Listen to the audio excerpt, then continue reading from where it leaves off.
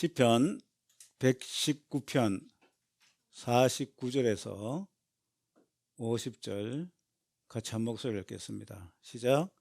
주의 종에게 하신 말씀을 기억하소서. 주께서 내게 소망을 가지게 하셨나이다. 이 말씀은 나의 고난 중의 위로라. 이미 나를 살리기 때문이니. 아멘. 좋으신 주님 감사합니다. 오늘도 이 기록된 말씀대로 한평생을 살면서 나라와 민족을 위해 헌신한 우리 초대 건국 대통령 이승만에 대해서 공부하려고 합니다. 함께하여 주시고 은혜 내려 주시옵소서. 예수님 이름으로 감사하며 기도합니다. 아멘. 여러분도 최근 건국전쟁 보신 분이 많죠. 한 120만 관객 정도 올라갔다고 합니다. 쭉 올라가다가 이제 주춤한 것 같아요. 그래도 다큐 영화로서는 아주 획기적인 그 관객을 동원해 가지고 많은 사람들에게 이 자각심을 불러일으키고 있습니다. 다소 늦은 감이 있지만은 이 다큐를 통해서 이승만에 대해서 부정적인 생각을 가진 많은 사람들이 생각을 바꾸고 우리 이승만 대통령의 진면목을 알게 되어서 저로서는 참 기쁩니다. 제가 이제 이 성경과 세상 책을 쓰면서 여러 가지 이제 주제를 다루었는데 우리나라가 지금 치열한 역사전쟁, 문화전쟁 중에 있습니다. 우리 우파 기독교인들은 사실 영혼구원, 성경 말씀에 치중하다 보니까 그런데 무관심한 경우가 많아요. 그러나 지금 이 종북 좌파들은 이 역사전쟁을 통해서 모든 역사를 왜곡하고 우리의 그 건국 대통령 이승만, 이 경제대통령 박정희는 어떻게 해서든지 친일파, 독재자, 이 살인자의 프레임을 씌워서 나쁜 인간으로 만들고 북한 백성들을 독재와 이 노예 상태, 기아 속으로 몰아넣은 이 천하의 악당 김일성 일가는 영웅으로 만드는 그런 이 역사관을 가지고 있어요. 그러니까 이 제대로 공부하지 않으면은 다 속아 넘어가는 거예요. 그래서 저는 이제 때 늦은 감이 있지만은 이 문화전쟁에 눈을 뜬 감독이 나왔다. 참 감사해요. 사실 이 이승만의 그 진면목을 드러내는 책들은 출판이 많이 돼 있어요. 제가 이제 이 책을 쓰다 보니까 한때는 이 좌파들의 그 도서나 이런 것들이 많았는데 이제 우파들도 정신 차려가지고 특히 이승만만 집중적으로 연구해가지고 도서 출판이 많이 있는데 문제는 뭐냐면은 이 자유우파 보수 기독교인들은 책을 잘 안 읽는다는 이거예요. 여러분 왜 책을 잘 안 읽는다고 생각하세요? 이 우파들은 산업화 세력이에요. 산업화 세력. 우리나라에 보면 그러니까 이제 좌파들은 주로 민주화도 아니지만 민주화 세력이고 우파들은 산업화 세력이에요. 그러니까 우파들은 열심히 일해가지고 경제 일으키고 성공과 출세하는 데 관심이 있지 논리적으로 따지고 분석하고 이런 거 귀찮아한다고요. 제가 이 사람들 보면 좀 그래요. 좋게 말하면 우뇌 중심적이고 나쁘게 말하면은 따지고 분석하면 듣기 싫어하는 거예요. 일단. 그런데 좌파들은 굶주린 이리떼들이에요. 이거요. 가진 게 없으니까 이런 이념과 논리에 그냥 철저해 가지고 어떻게 하면은 저 살찐 돼지들을 잡아먹을까? 이것만 연구한 인간들이에요. 그걸 수십 년 동안 하다 보니까 어떻게 됐어요? 과거를 지배하는 자가 미래를 지배한다. 그래서 이 좌파들이 제일 공들이는 게 역사 왜곡이에요. 역사 왜곡. 어느 정도 성공했다고 할 수 있죠. 그죠? 그래서 우리도 이제 이 우파도 정신 차릴 때가 됐다 이거죠. 그래서 저도 이제 이 기독교의 관점에서 이런 것들을 좀 다룬 그런 저서나 자료들을 봤더니 참 유감스럽게도 없어요. 뭐 부분적으로 파편적으로 이런 거 저런 거 이제 하기는 하는데 성경의 관점에서 좌파의 그 역사전쟁의 그 정체가 뭐고 우리가 어떻게 그것을 다루어야 되느냐 참 없더라고요. 그래서 제가 이제 또 한번 총대를 메워보자. 사실 제가 이제 이 문재인 정권 들어섰을 때 그걸 생각을 했는데 쭉 보니까 이 분야가 너무 넓은 거예요. 와, 내가 지금 성경 연구하고 말씀 연구하는 데만 해도 시간이 모자라는데 이걸 연구하려니까 분야가 너무 넓어가지고 좀 손댈려 하다가 포기를 해버렸어요. 2017년인가 18년 있잖아요. 막 이제 문재인 정권 들어서고. 그래서 이제 포기를 하고 있다가 한 2년 정도 문재인 정권 중간 정도 들어서다 보니까 이거는 그냥 이 막 뭐라 그럴까 긴박감이 드는 거예요. 이거 큰일 나겠다. 이거 그냥 놔뒀다가는 나라가 이제 북한이 넘어가겠다. 그런데 이 뭐 대부분의 목사님들이나 큰 교회 목사님들은 이런 데 또 무관심하다 이거예요. 그래서 내가 한번 총대를 메워보자. 가는 데까지 가보자 해가지고 시작을 했는데 자료 정리하는 데만 2년 걸려서 자료 정리하는데 여러분 제 책을 보면은요 이게 막 주제가 워낙 많아. 처음에는 아마 사람들이 책 두께를 보고 이렇게 두꺼운 책이 그냥 2권이나 되냐 1000페이지나 돼요. 1000페이지나. 그런데 여러분 유명한 소설이나 이런 거는요 10권까지 나오면서 두께가 400~500페이지 되더라고. 근데 사람들 그거 사봐. 왜? 그거 쉽게 이야기니까. 저도 그래서 될 수 있으면은 간단하고 재미있게 요점 정리식으로 썼어요. 그러니까 제가 이제 근데 또 한편으로 생각하기에 야 처음에 바로 책만 보는 사람이 이해하기가 좀 힘들겠다. 왜? 지금까지 그런데 신경도 안 쓰고 있다가 그런 막 딱딱한 책 보려면은 두뇌 회전이 잘 안 돼요. 저도 그건 이해가 돼.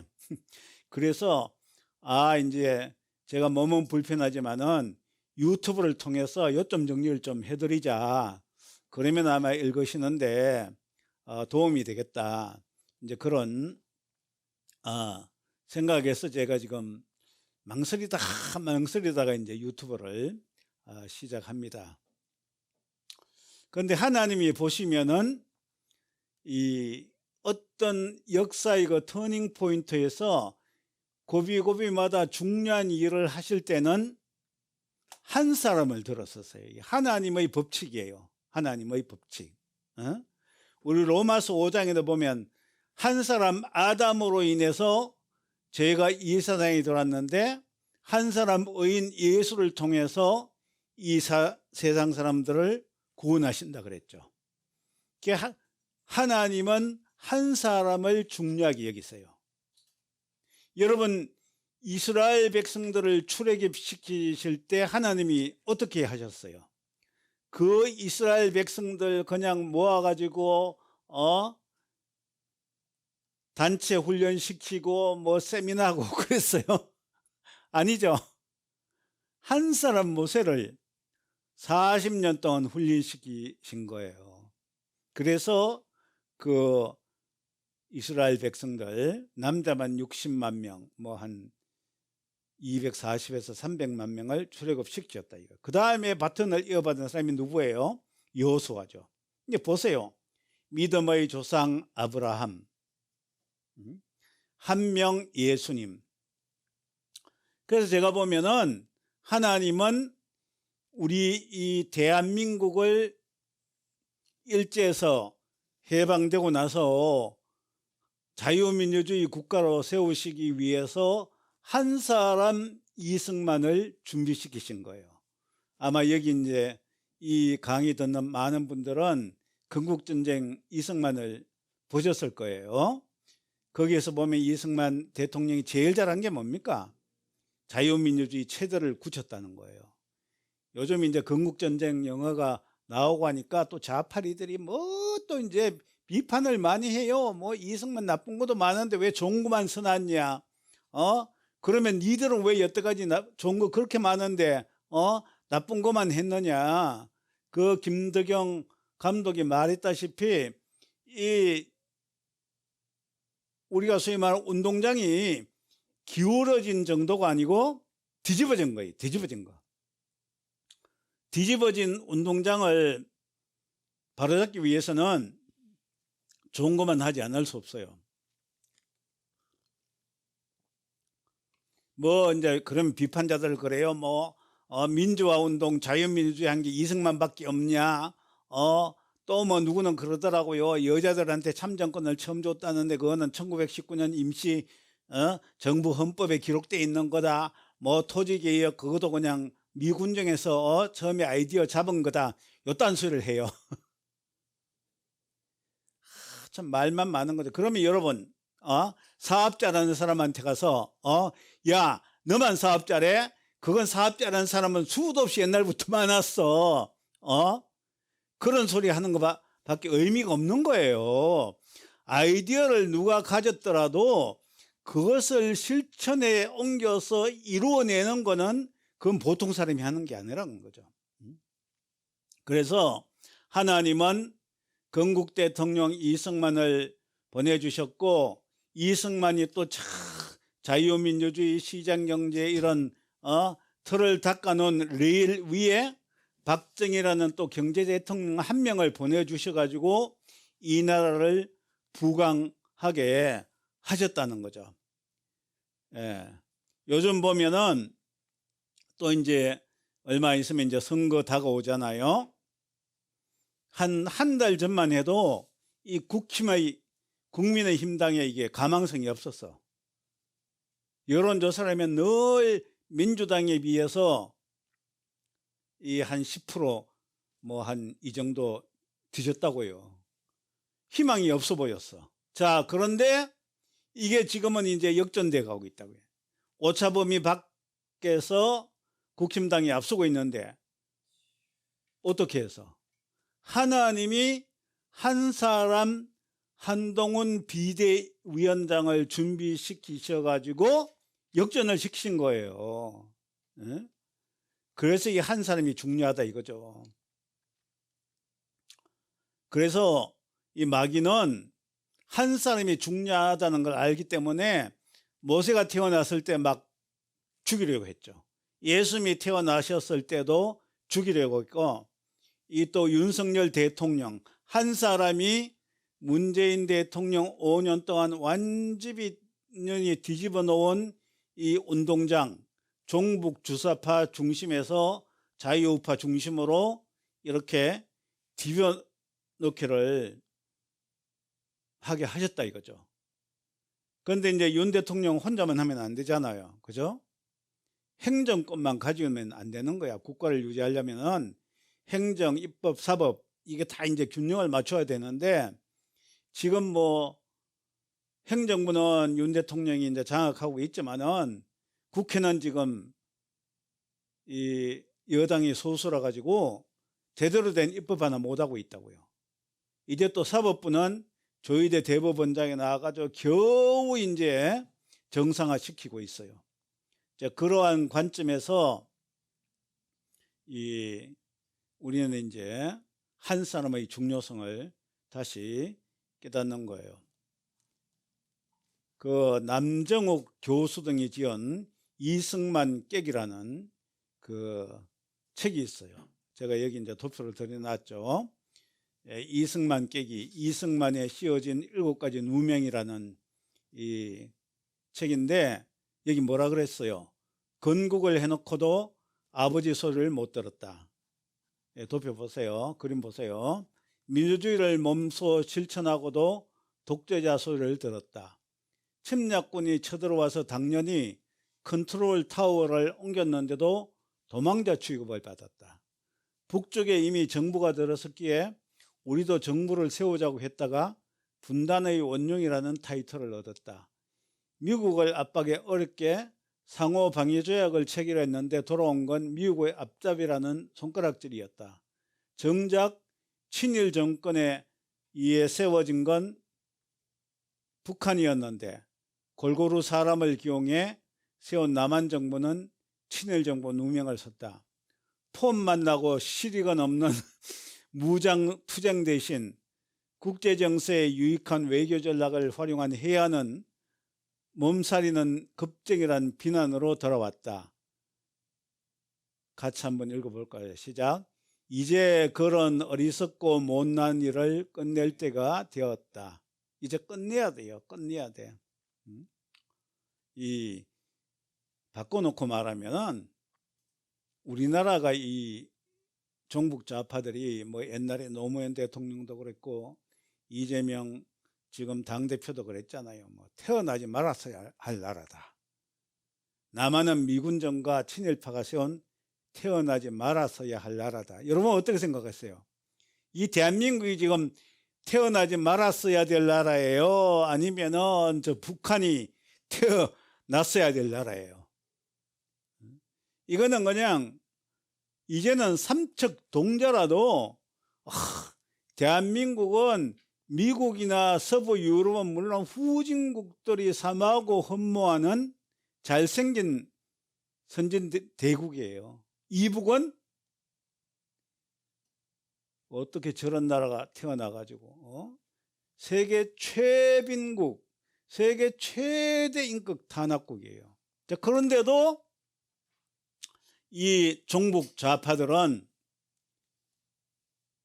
대한민국은 친일파와 친미파가 세운 태어나지 말았어야 할 나라고 북한은 항일 운동을 통해서 한민족의 정통성을 이어받은 제대로 된 나라다. 그러면서 이승만, 박정희는 뭐라 그래요? 독재자, 친일파, 살인자라 그러고, 김일성은 자수성가한 민족 지도자, 21세기형 지도자, 뭐 위수김동, 위대한 수령 김일성 동지로 지켜온다 이거요. 누가? 한국에서 잘난 종북 주사파들이 그렇게 지켜세운다 이거예요. 여러분 동의하세요? 이 모든 이런 잘못된 이 역사관에 의해서 이게 이승만이나 박정희에 대한 평가가 뒤틀려 있는 거예요. 그 중에 아주 중요한 접근법 하나가 제가 여기 이제 도표로 그려놨죠. 여러분 아마 처음 듣는 분도 있을 거예요. 내재적 접근과 외재적 접근이라는 방법이에요. 좌파들이 이렇게 이승만이나 박정희를 비하하는 이유는 내재적 접근법에 의해서 그런 거예요. 여기 이제 왼쪽에 내재적 접근법이고 그 반대는 뭐겠어요? 외재적 접근법이에요. 이게 말이 어려운 것 같지 별거 아니에요. 어떤 살인자가 하나 있어. 법정에 썼어요. 그럼 변호사가 이 살인자는 어릴 때부터 불우한 가정에서 태어나가지고 부모 사랑도 한 번 못 받았고 제대로 된 교육도 못 받고 늘 이렇게 혼자 따돌리는 생활 외로움에 지쳐 있다가 이렇게 우발적으로 살인죄를 저질렀다. 재판장님, 정상을 참작해서 이 살인자를 무죄 방면해 주세요. 이런 게 내재적 접근법이에요. 쉽게 말하면 정상 참작을 하는 거. 외재적 접근법은 뭐냐? 검사가 그런다 이게요. 이놈은 인정사정 없이 인간으로서 피도 눈물도 없이 잔인하게 피해자를 죽였습니다. 사형에 처해 주십시오. 이거는 뭐예요? 엄격한 보편적 기준에 의해서 다루는 외재적 접근법이에요. 그러면은 내재적 접근법이라는 것은 어떻게 적용되느냐? 한국계 독일 학자 송두율이라는 인간이 이 내재적 접근법이라는 걸 전파했어요. 이게 이제 이 양반이 어떤 양반이냐? 독일 가서 이제 공부를 하고 여기 이제 그림 있죠. 김일성을 만나가지고 김철수라는 가명으로 노동당에 입당해서 북한의 이거 정치국 후보위원까지 올라간 놈이에요. 자료를 보니까 매년 한 2, 3만 달러씩 지원금을 받았다 그러더라고요. 그러면서 내재적 접근법이란 걸 개발했어요. 이 내재적 접근법이 그 동독의 피트 루트스라는 서독 교수가 고안해낸 건데 나중에 이 양반은 동독 스파이로 밝혀졌어요. 국내 좌파들이 북한 접근법이에요. 그러니까 김대중, 노무현 또 국내에 내로라 하는 좌파들이 이 내재적 접근법을 사용해서 북한 김일성은 사회주의라는 특수상 그 목적을 달성하기 위해서 분단된 한반도의 특수 상황에서 독재하고 세습 할 수밖에 없다. 그 다음에 북한이 이제 원자탄 개발하고 하는 거는 미제국주의가 계속 공격을 하고 위협을 하니까 자위 차원에서 핵을 개발할 수밖에 없다. 이게 내재적 접근법이에요. 그러니까 북한 김일성이 하는 거는 다 내재적 접근법이 하면 다 이해가 되는 거야. 얼마 전에 왜 그 김건희 여사 몰카 공작 해가지고 뭐 동영상 찍어가지고 폭로한 그 최재영이라는 목사 있잖아요. 이 재미 그 시민권자 교포인데 북한인도 자주 들락날락 했어요. 그 몰카가 터지고 나서 뭐 이제 언론사하고 인터뷰를 했는데 당장 처음에 나오는 말이 자기는 내재적 접근에 의해서 남북 통일 운동을 하는 사람이래요. 그 뭡니까? 김일성, 김정일, 김정은이 하는 거는 다 이해해주고 그들의 주장대로 통일을 이루기 위해서 노력하는 친북 좌빨이죠. 친북 좌빨이. 그래 이제 특히 이제 통진당 이석기라는 사람을 여러분이 이제 많이 이름 들었을 거예요. 저 설명은 생각하는데 아주 옛날에 그 통합진보당 국회의원으로서 유사시에 뭐 전신전화국 발전소 이런 걸 폭파 계획까지 세웠다가 헌법재판소에 의해서 반헌법 정당 해산을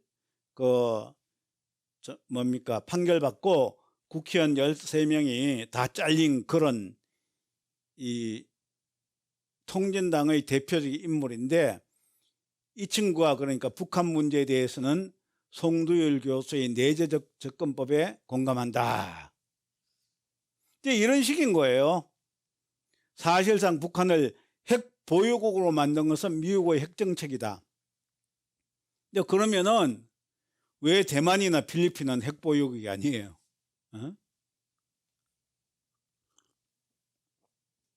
왜 미국이 대만이나 필리핀은 핵 만들게 안 하냐 이거야. 그건 대만이나 필리핀이 미국을 위협하지 않으니까 그러잖아요. 그러니까 북한 인간들은 지들이 미국을 위협해놓고 미국이 제재를 가하니까 우리가 못 사는 거는 미국 때문이다. 우리가 핵을 만드는 거는 보유용이다. 이렇게 한다 이거죠. 그러니까 이런 내재적 접근법으로 종북 좌파들은 이승만, 박정희, 친일파 독재자로 몰아가고 잘생긴 대한민국은 친일파가 세운 나라이기 때문에 태어나지 말았어야 될 나라다. 이런 식으로 이제 논리가 전개되는 거예요. 그래서 저도 이제 한번 생각해 봤어요. 뭐 김일성이나 이런 김씨 왕조에 대해서 100% 내재적 접근법을 한다면은 이승만이나 박정희에 대해서 100%는 아니지만은 조금이라도 내재적으로 한번 접근해 보자. 이승만 당시 경제 수준이나 민도가 낮은 경우에 어느 정도 독재는 불가피한 거예요.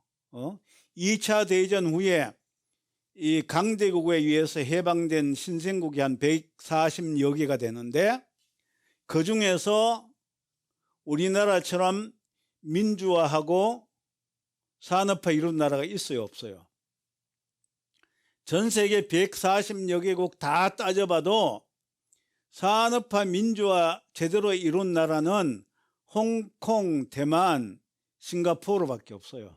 뭐 이스라엘은 또 예외적이고. 그런데 그런 나라들은 전부 다 그냥 한 1,000만 명 이하 소국이고, 대만도 지금은 이제 뭐 중공하고 양안 문제 세계적으로 대만은 이제 아직도 정식 국가로 인정 안 해주고 있어요. 그러니까 전 세계적으로 이 강대국에 의해서 해방돼서 민주화와 산업화를 이룬 나라는 대한민국밖에 없다 이거죠. 그런데 이 종북 좌파들 엄격한 외제적 접근에 의해서 이승만 독재했다. 이승만 친일파다. 이런 식으로 이제 결과만 보고 비난을 하는 거예요. 여러분 이해가 되시죠? 그 다음에 박정희도 그래요. 산업 이제 후진국들이 산업화 민주화가 돼 가는데 사람들이 여러분 아주 못 살 때 민주화가 급해요, 제대로 먹는 게 급해요? 제대로 먹는 게 급해요. 탈북자들의 90%는 못 먹어서 탈북하는 거예요.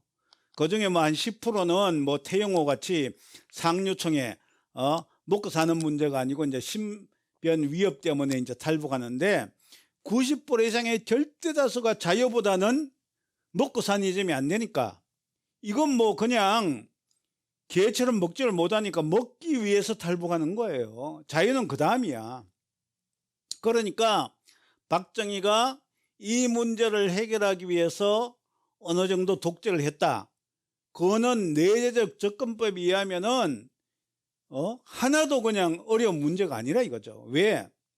세계적으로 이 신생 140여 개국 중에서 민주화 이룬 나라들은 꽤 있어요. 필리핀이 2차 대전 후에는 일본 다음으로 아시아에서 잘 사는 나라였어요. 그나마 미국 식민지였기 때문에. 제가 이제 지금 정확한 숫자는 기억 안 나는데 박정희 대통령이 쿠데타 할 때 우리나라가 1년 국민 소득이 얼마인 줄 알아요?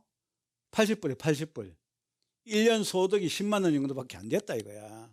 그런데 필리핀은 우리보다 한 2배 반인가 됐어요. 2배 반. 자, 그런데 지금은 어떻게 됐어요? 우리나라가 한 3만 5천 불인데 필리핀은 지금 3천 불이에요. 3천 불. 통계에 따라 뭐 3천 불 왔다 갔다 해요. 얼마 차이 나요? 10배 차이 나죠. 10배. 그 왜 그러겠어요? 박정희의 경제개발 정책 때문에 그래. 그것도 비판자들은 뭐 박정희만 뭐 경제개발 계획 수행관이다, 뭐 미국 시키는 대로 했다 이런 소리 하는데 그건 모르고 하는 소리예요. 왜?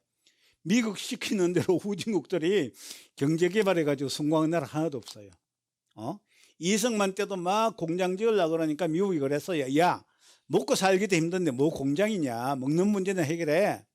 박정희가 포항제철 지으려고 그럴 때 그게 돈이 엄청나게 많이 들고 기술도 있어야 되고 후진국 개발도상국 중에 종합제철 공장 만들어가 성공한 사례가 없어요. 그래서 저 세계은행이나 이런 데서도 돈 못 빌려준다 그랬어. 그런데 박정희가 해냈잖아요. 그 미국 반대를 무릅쓰고. 자, 이 내재적 접근법 알겠죠? 이승만에 대해서 이제 표명을 하는데, 이제 오늘 우리 주제가 이제 이승만이니까 제일 중요한 게 두 가지예요. 하나는 제가 이제 설명드렸는데, 권력력으로 미군정과 친일파를 등에었고 단독 정부를 수립한 사람이다. 민족 통일에는 관심이 없다. 그래서 분단의 원흉이다. 분단의 원흉. 그런데 우리가 이제 이 이승만 당시에 그리고 이제 이승만 당시에 그 상황을 보면은 아주 이제 국내외적으로 이제 복잡다단한 시대였어요. 일제 강점기에는 어떻게 했어요? 한국 민족들은 일부는 무장투쟁을 합니다. 무장투쟁한 사람들은 주로 이제 중국에 있던 그 김구 중심의 그 임시정부에서 무장투쟁을 했어요. 여러분도 뭐 역사를 배워서 알 거예요. 뭐 안중근 의사라든가 이런 사람들 김구가 시켜가지고 막 테러하고 또 이제 독립운동하고 이런 것들. 이게 이제 중국에 있는 사람들은 그게 또 정상이죠. 그죠? 그 다음에 이승만은 그런데 이제 미국으로 건너가 가지고 여러분도 아시다시피 이승만이 1910년도에 여러분도 아시다시피 그 까막눈이 뭐 국민의 한 8, 90%가 될 때 미국 인류 조지 워싱턴 대학에서 학사를 하고 하버드 대학에서 석사를 하고 프린스턴 대학에서 박사를 한 한국에서 정말 거의 유일무이한 지성인이었어요. 지성인. 그러니까 감옥소에서 회심을 하고 플러스 기독교 정신에 투철하다 이거죠. 그죠? 그리고 미국 인류대학에서 국제정치학 박사를 받은 이승만은 국내 정세나 국제 정서에 아주 빠삭한 사람이야. 빠삭한 사람. 그 당시 이승만만큼 미국이나 어느 나라도 이승만만큼 국제 정서에 통달한 사람이 없었어요. 그래서 이승만은 한국이 독립하기 위해서는 이 독립군으로는 안 된다. 강대국의 외교에 의해서 독립해야 된다. 이걸 확신을 가진 사람이에요. 왜 그러느냐? 첫째, 우리나라가 일본한테 먹힐 때 1910년 정도에 그 어느 이제 그 군 출신이 한번 조사를 해봤더니 일본 정규군이 120만 명이었어요. 우리나라 한일합병 할 때. 우리나라 군대가 얼마인 줄 아세요? 정말 창피해.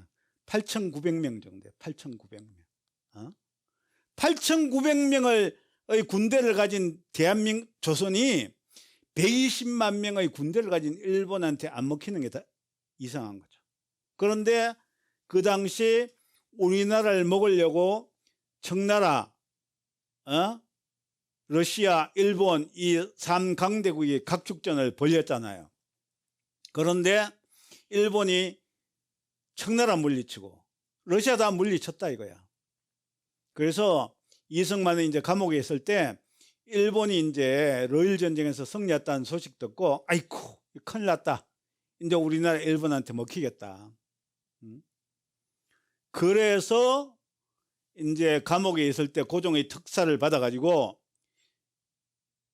미국의 그 고종 특사로 갔어요. 이제 이승만이 고종 이 특사로 보냈는데 나 고종 같은 무능한 왕의 특사가 되기 싫다 그래가지고 대한제국의 특사로 미국에 갔다고요. 그때 왜냐하면 이 대한제국이 미국하고 어떤 조약을 맺었어요. 뭐 힘들 때 도와주겠다 조약을 맺은 거 그걸 믿고 이제 미국의 시어더 루즈벨트 대통령을 만나러 갔어요.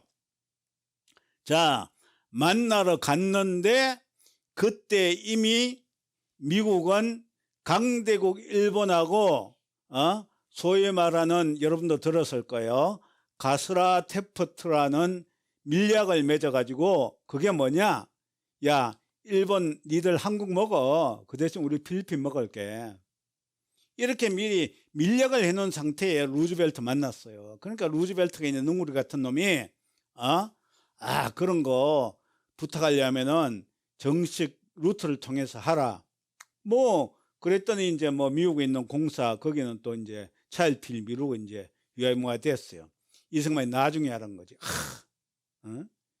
이 약소국의 독립은 강대국을 통한 외교를 통해서 되는 거지 무장 투쟁을 통해서 되는 게 아니다. 그래가지고 이제 해방될 때까지 이승만은 주로 이제 미국에서 이제 그 삐까번쩍한 학보를 바탕으로 수많은 인맥을 형성해 놨잖아요. 그래가지고 이제 외교 이제 이 작전에 들어가는 거예요. 그래서 이제 제가 이제 시간이 가니까 1943년도 카이로 선언이 있어요. 미, 영, 중 세 나라 거두들이 적당한 절차를 거쳐서 한국을 독립시키자 하는 문구가 들어간 게 그 이승만 외교의 산물이에요. 외교의 산물.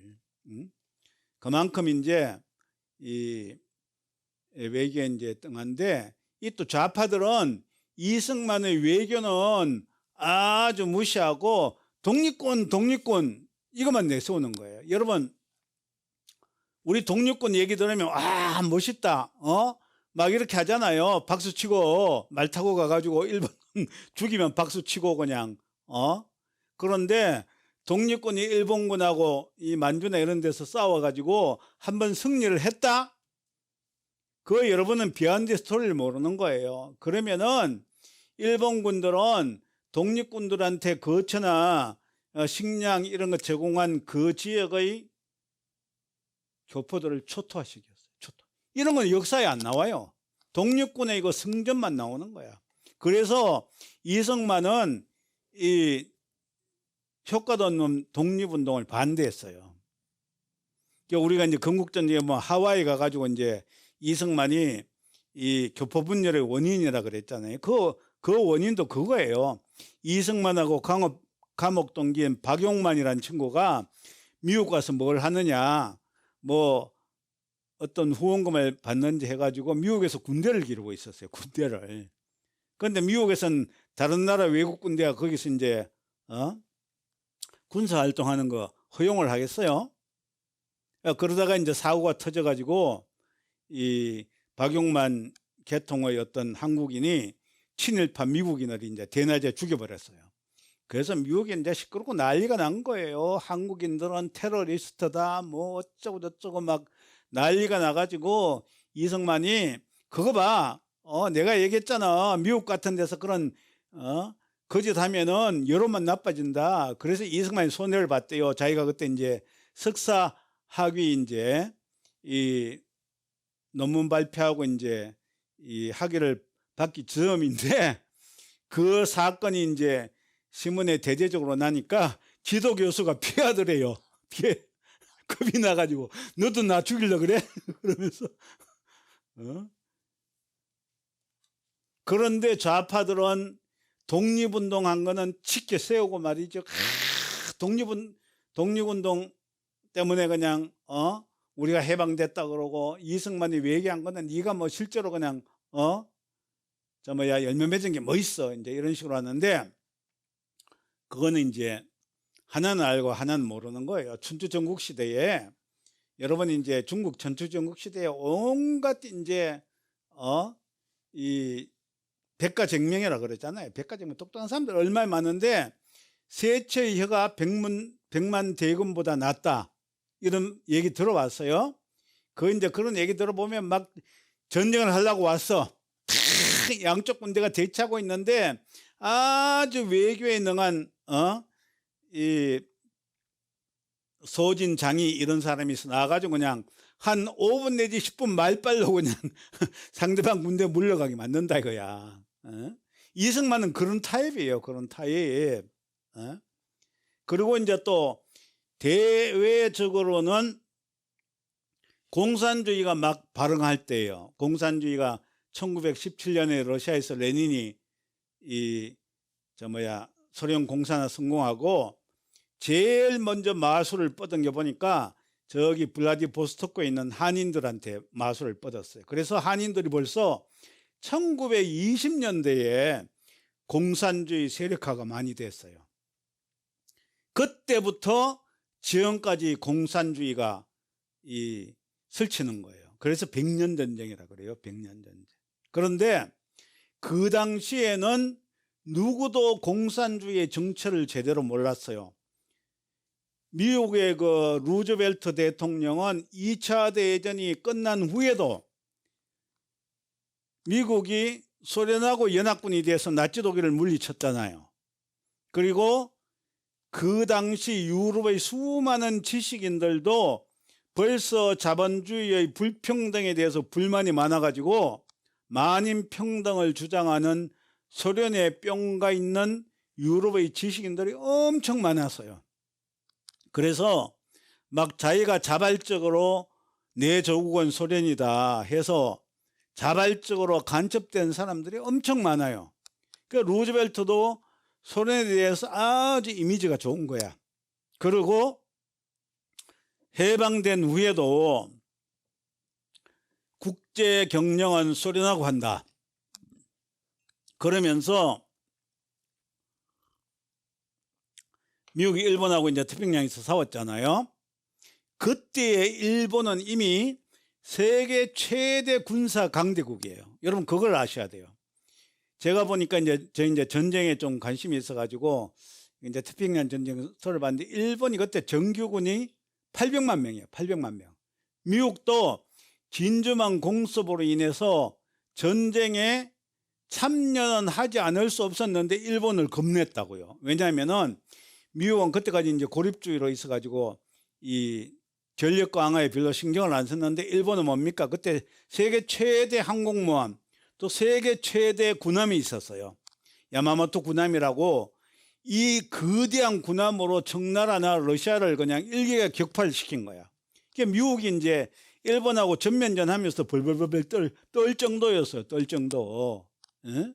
그래가지고 이제 미국이 이제 우여곡절 같은 이제 미드웨이 전투에서 이겼어요. 그거는 군사력으로 보면 일본이 이겨야 되는 건데 미국이 정말 하나님이 보호해서 이겼어요. 그래서 이제 태평양 다 회복하고 이제 오키나와에서 일본 본토 상륙 직전에 있어요. 그러니까 미국이 혼자 이제 일본 때리기 버거우니까 스탈린한테 계속 참전을 요구했어요. 우리 좀 같이 하자.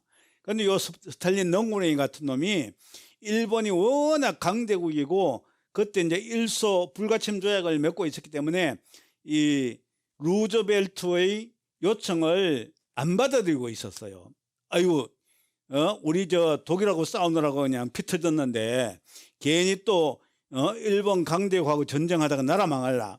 그 눈치만 보고 안 했는데 미국이 이제 루즈벨트가 죽고 이제 그 뭡니까 트루먼이 들어와서 이제 할 수 없이 이제 8월 6일 날 원자폭탄을 터뜨렸죠. 그런데 제가 보니까 스탈린은 이미 미국이 어떤 희한한 무기를 개발했다는 첩보를 들었어요. 그래서 8월 6일 날 원자폭탄을 터뜨리니까 8월 8일 0시를 기해 가지고 일방적으로 일소 불가침 조약을 해제하고 두만강 건너가지고 물밀듯이 공격하기 시작한 거예요. 예? 그러고 나서 또 8월 9일에 한 방 맞고 나서 이제 8월 15일에 일본이 항복했잖아요. 예.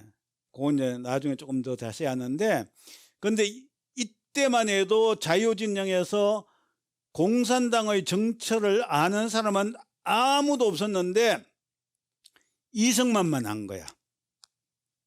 1923년 태평양 잡지에 공산당의 당부당, 좋은 거, 부당, 나쁜 거, 글을 게재를 했어요. 이승만은 여기 그림 있죠. 이미 1923년에 공산당의 실패를 예언했는데 당은 뭐예요? 공산당이 그래도 괜찮은 건 평등이다. 모든 사람이 평등은 얼마나 좋으냐. 그런데 이승만이 아마 요 글을 쓰고 전후에 소련 농촌을 한번 방문하고 나서 평등도 좋지만 이건 아니다.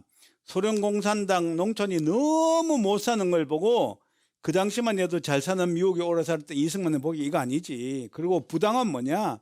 봉산주의가 이 주장하는 거는 다 틀렸어. 재산을 나눠 가지자 그러는데 그러면은 권력 의욕이 꺾이고 깨론병이만 양산하다. 그 다음에 자본주 기업가를 없애면 어떻게 돼요? 혁신이 이루어지지 않아 가지고 다 거지가 된다. 지식인도 없애져요. 지식인 없으면 어떻게 돼요? 모든 사람이 우매해진다. 종교도 없애. 도덕이 타락한다. 공산주의는 국가가 없다. 소련을 국가로 섬기면 된다. 그렇게 되면 어떻게 돼요? 소련한테 다 잡아먹힌다. 벌써 이게 당부당이 이렇게 공산주의를 깨트린 거예요. 그러니까 이제 제가 여기 이제 마지막으로 좀 설명을 하는데 이거 너무 많네. 시간이 생각보다 항상 많이 가는 거예요. 이게 그러니까 아까 제가 말씀드렸죠. 요거 이제 간단하게 설명만 하고 넘어갈 테니까 표는 이제 여러분이 시간이 될 때 자세히 봐요. 여기서 요점은 뭐냐면은 이승만이 단독 정부를 먼저 세워가지고 통일을 방해했다는데 그건 거짓말이라 이거죠. 소련이 망하면서 비밀 문서가 드러났는데 제가 여기 요점만 말할게요. 왼쪽에 보면 북한인데 이제 스탈린이 북한을 8월 6일에 침입해가지고 8월 28일에 다 먹었어요. 그리고 9월 20일에 스탈린이 비밀 지령으로 북한에 쉽게 말하면은 좌우 합작 정부를 수립해라. 그래서 이 1945년 10월에 걸쳐 가지고 정식으로 빨간 글자 1946년 2월 8일에 북조선인민위원회 중앙행정기관이 설치가 됐어요.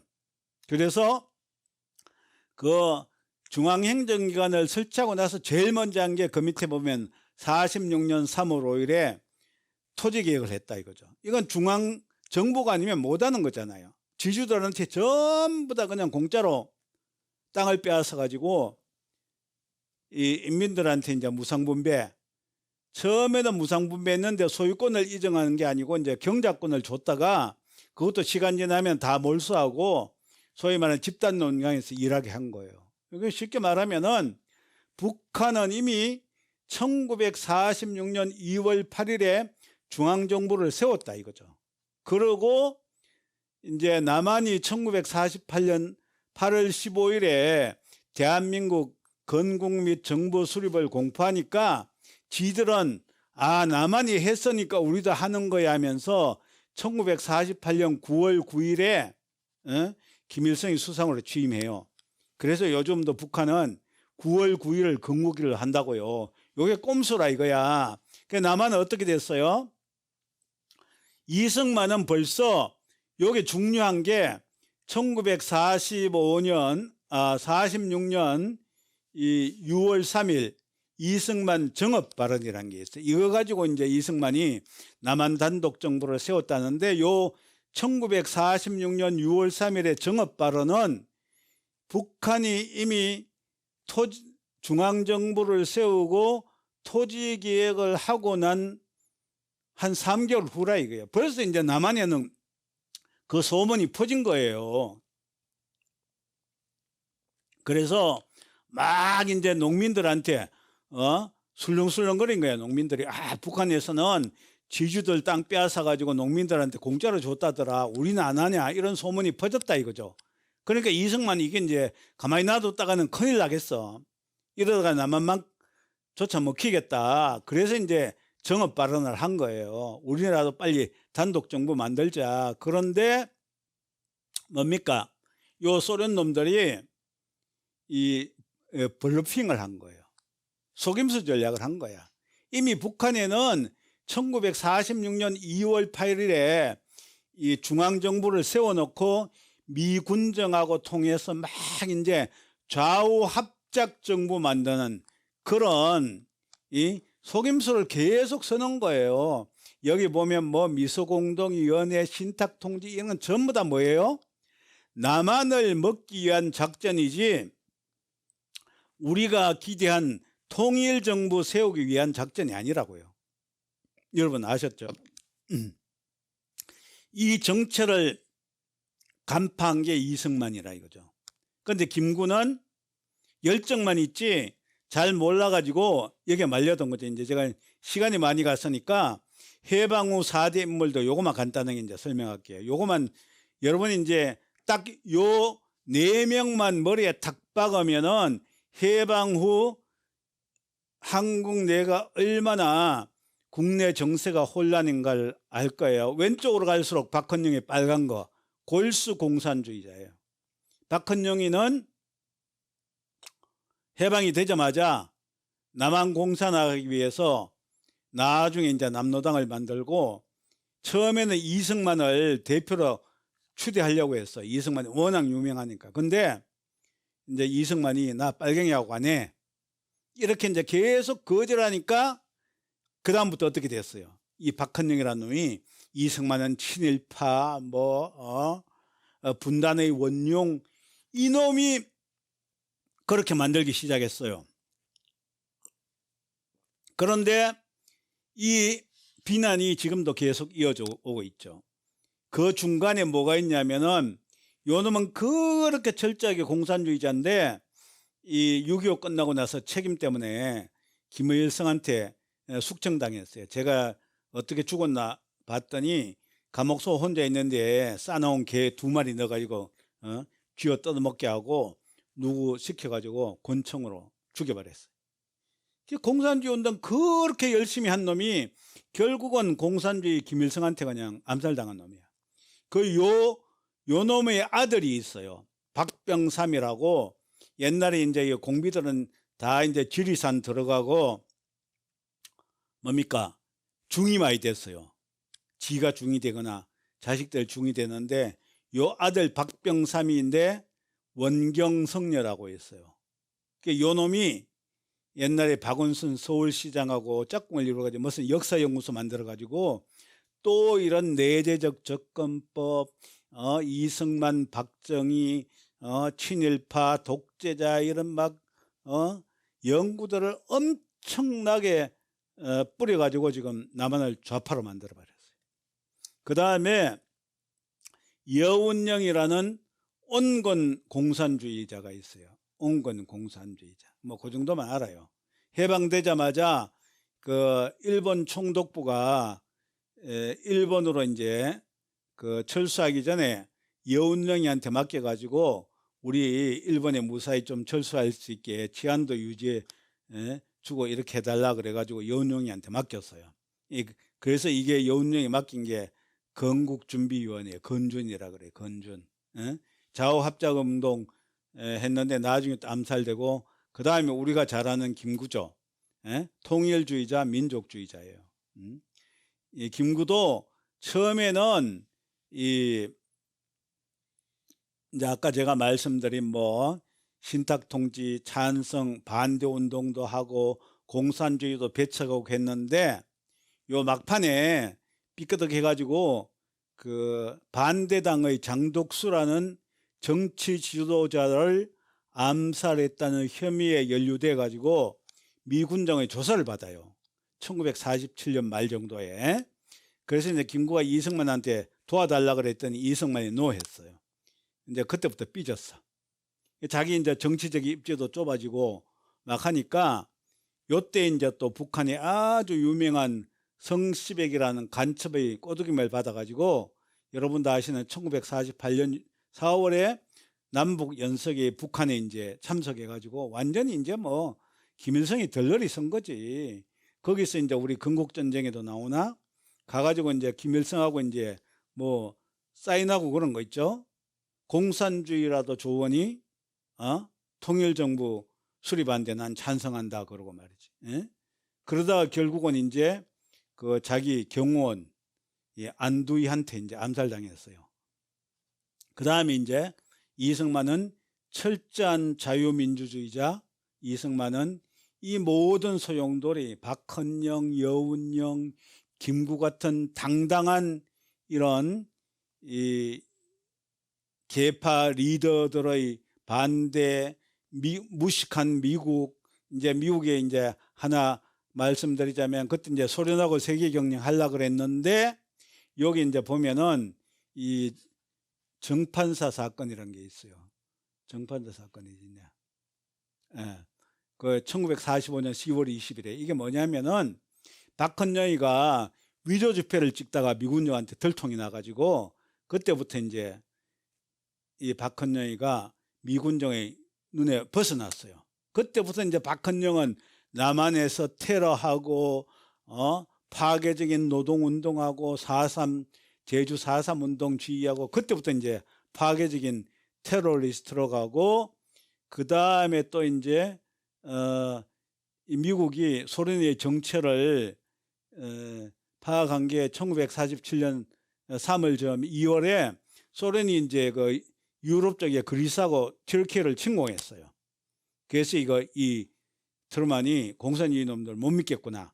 이 트루만 닥트린을 통해서 이제 공산주의하고 좀 이제 거리를 두기 시작했지만은, 남한에는 이제 좌우합작 정부를 세우려고 계속 하다가 결국은 안 돼가지고, 이제 나중에 이걸 유엔에 회부해가지고 유엔에 이거 임시위원회가 와서 이제 40선거 48년 8월 15일 이런 남한 정부를 세우게 됐어요. 그러니까 이승만이 분단의 원흉이다, 단독 정부를 세우고 통일을 무시했다, 이런 새까만 새빨간 거짓말을 덮어 씌워가지고 지금도 이승만을 뭡니까? 폄훼하고 비판을 하고 있다 이거죠. 근데 이제 건국전쟁이나 이런 데는 그 스토리가 이제 자세하게는 안 나오지만은, 그래서 우리가 이 역사를 제대로 알아야 되는 거예요. 결론적으로 이승만은 그 기독교를 핵심하고 국제정치학 박사의 그 해안으로 그 당시 전 세계 누구보다도 국제정세를 빠삭하게 잘한 사람이야. 그러니까 해방 전국 후에도 좌우합작 해가지고 통일하자.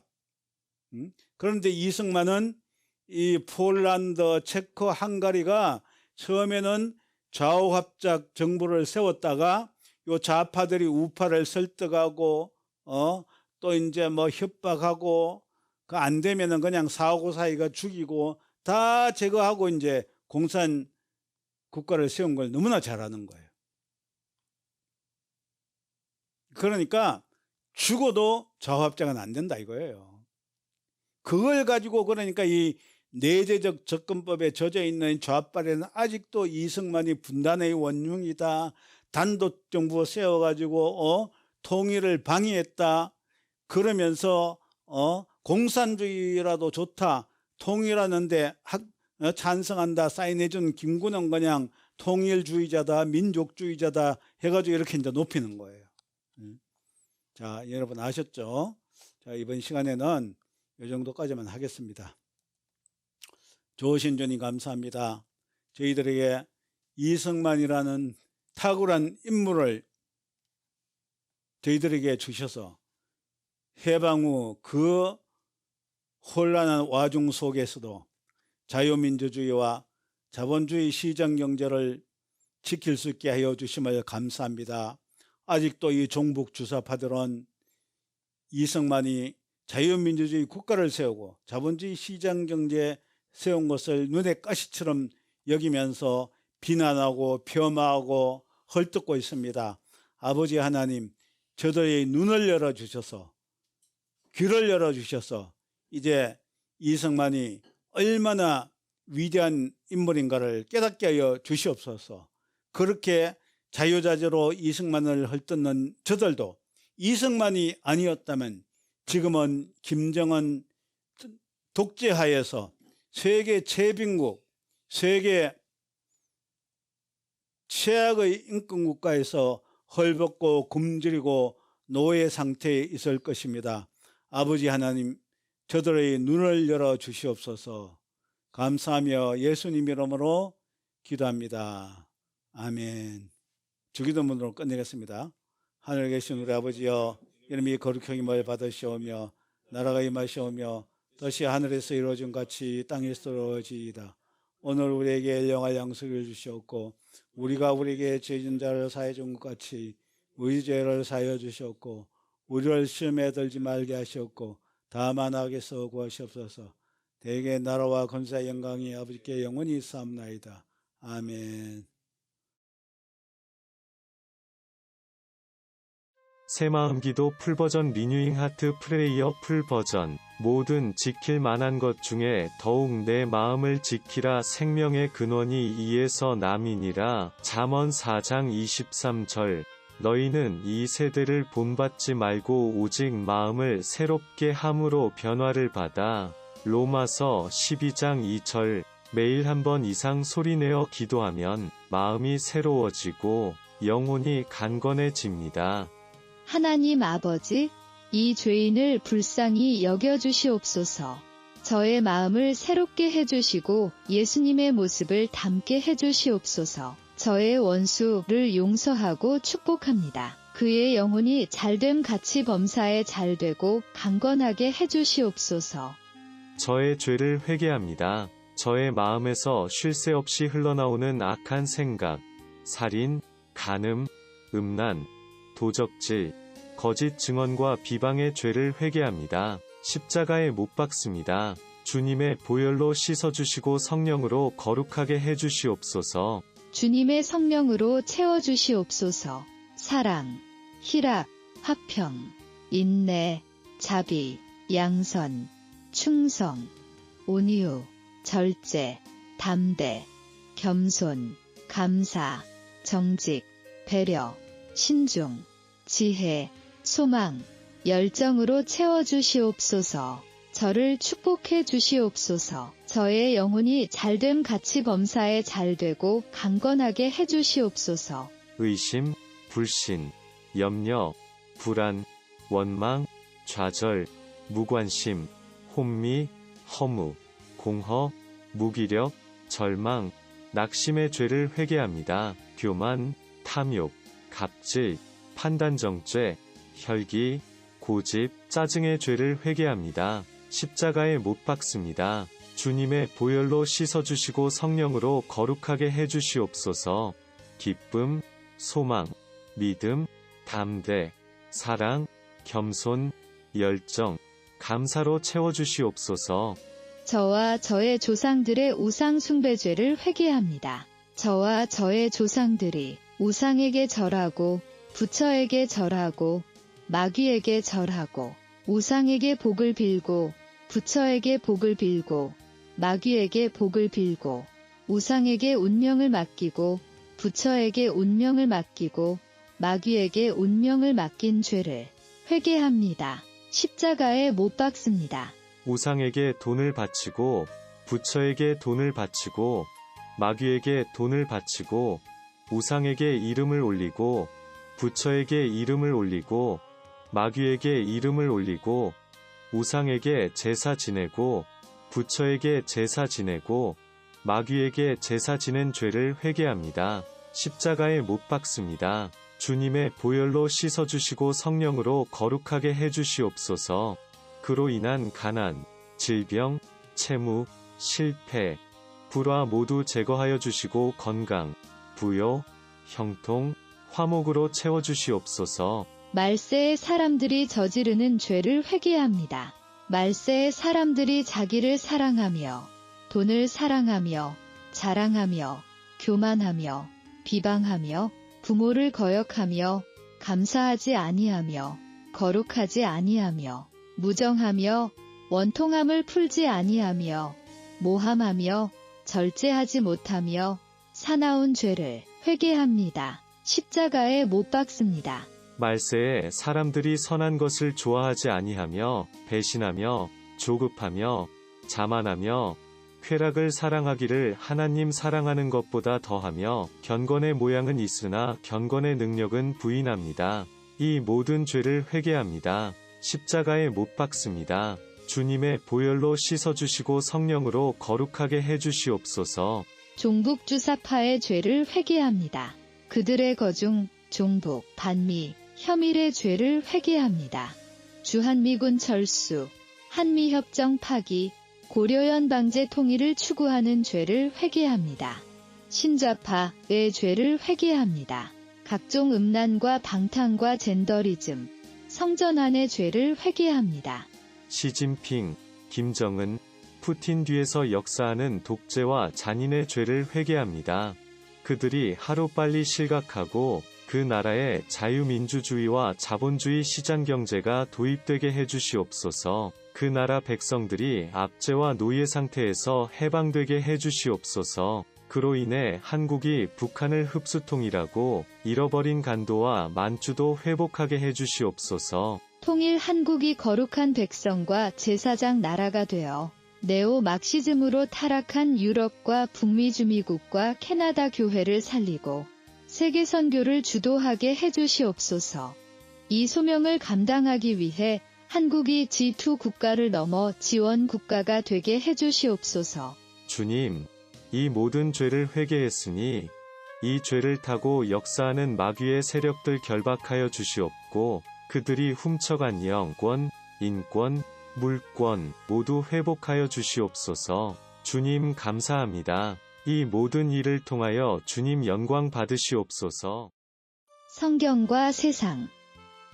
막시즘으로 물든 세상. 성경으로 리셋하자. 하나의 유령이 유럽을 떠돌고 있다. 공산주의라는 유령이. 한국에서는 이 유령이 정치 막시즘, 주체 사상, 경제 막시즘, 퍼주기식 포퓰리즘, 문화 막시즘, 동성결혼, 차별금지법의 모습으로 떠돌고 있다. 3대 막시즘은 나라는 물론 교회를 초토화하고 있다. 성경은 3대 막시즘을 척결하는 강력한 영정무기다. 대한민국은 또한 치열한 역사 전쟁 중에 있다. 종북 주사파들은 잘생긴 선진대국 한국을 태어나지 말았어야 할 나라로 왜곡하고 있다. 이 땅의 자유와 풍요를 가져온 건국 대통령 이승만, 경제 대통령 박정희를 독재자로 매도하고 있다. 이 책은 종북 주사파의 정체와 척결 방법을 제시하고 있다.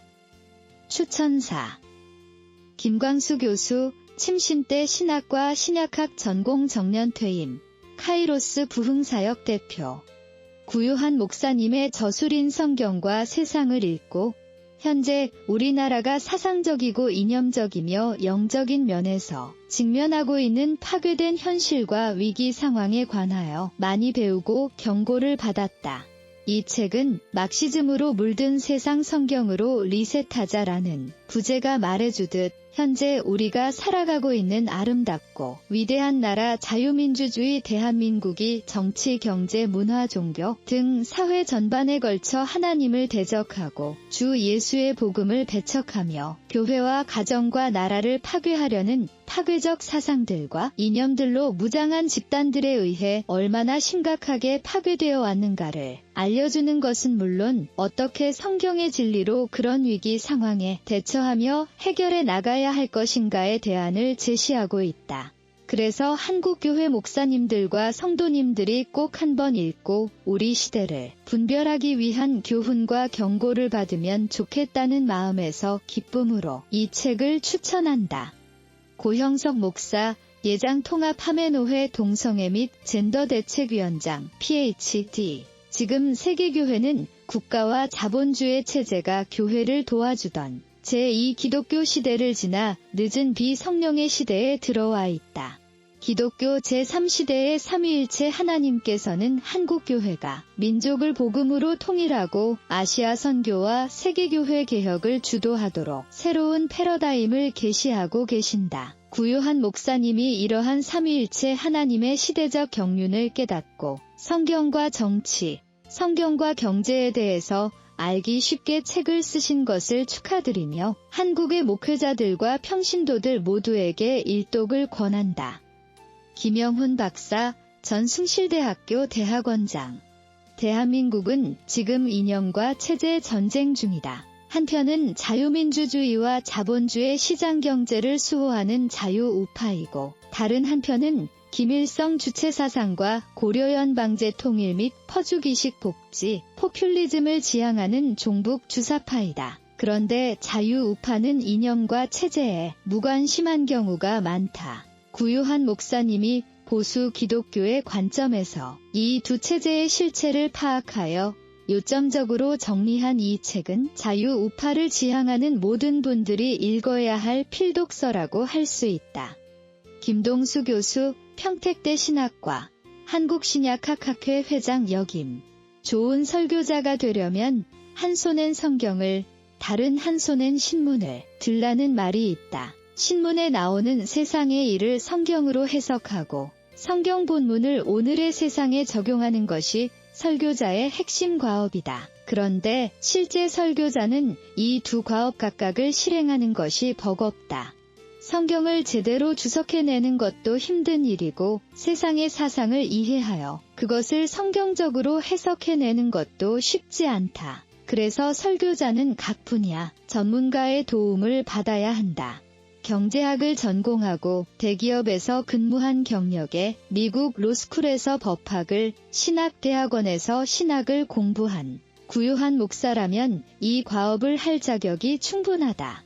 본서는 성경으로 세상을 이해하여 오늘의 한국 사회를 해석해낸 것으로 이 분야에서 최신의 그리고 최고의 책이다. 성경으로 세상을 해석하는 것이 어디 설교자에게만 필요하겠는가? 그래서 모든 기독교인에게 필독서로 추천한다. 유근재 총장, 주한대학원대학교, 한국선교신학회 제22대 회장. 문화 막시즘이 만연한 세상에서 하나님께서 함께 하시는 한국교회라면 어떠한 입장을 취해야 하는지 그 해답이 될 수 있을 것이다. 한양훈 목사, 서울 실로암교회 담임, 실로암 세계선교회 대표. 기독교인인 내가 이 시점에서 어떻게 사고하고 행동하는 것이 옳은지를 알기 원한다면 답은 이 책에 있다. 정가, 각 권 19,500원. 온라인 서점, 전국 대형 서점 판매 중. 단체 주문 문의 010-3917-5316